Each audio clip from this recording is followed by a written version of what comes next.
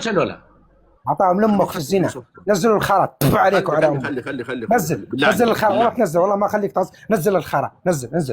نزلوه يا شيخ مشرفين. ليش ما ترجع لبلدك؟ ليش؟ لحظة يا عمو عبد الفتاح، كلب هو خسيس كان كلب. الدكتور اسد انا سايباه عشان الدكتور اسد حقه يرد. معي بنتي. لا لحظه اقول لك يا عمو عبد الفتاح انا بتكلم لو سمحت. دقيقه بنتي بارك الله فيك. انا هنزل والله كلمه.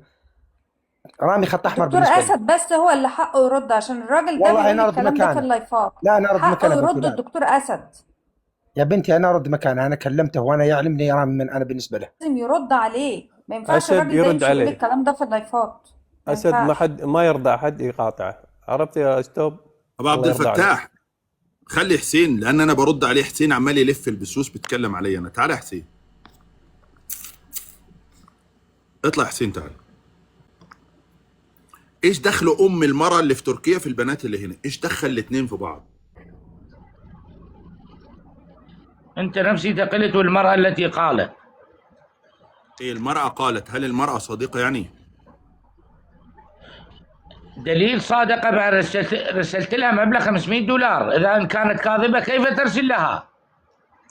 دي امرأة مكلومة عادي، ما في مشكلة بيني وبينها. عرضي مكلومة يعني. انا اكذب عليك واقول لك ناصب علي ترسل لي مبلغ. طيب عشان مش هسب الراجل اللي حاول قاعد قدامك اهو، كان معايا في المكالمة وسمعها كاملة اهو. انت مش كنت معايا في المكالمة وسمعتها وهي بتسبني؟ انا كنت معك في المكالمة، وهي قالت انت منافق وانت مش رجال. انت منافق وانت مش رجال. وبرضه مو زي كذا. لحظه اسد نايم بالشارع. يا كلب يا ملعون، هذه ما هي نصابه. النصابه انتظر الى مرأة نصابه وهي تنتحل على الشيخ هدي انت النصاب ودينك ما تغلط. فهي ظنت ان انا رجل بتلاعب بيها. انزل يلعن ابوك ابن حرام، انزل يا ابن الزنوه. لا يا شيخ اسد، انا اي بنت قالت انه الشيخ اسد او طلب منها او اي شيء، البنات اللي موجودين معروفين، اقدر اعدهم لك بالاسم. عائش وياسمين، اسمع، وفاطمه وصف واسماء ولاء، انت فاهم قصدي؟ وريال.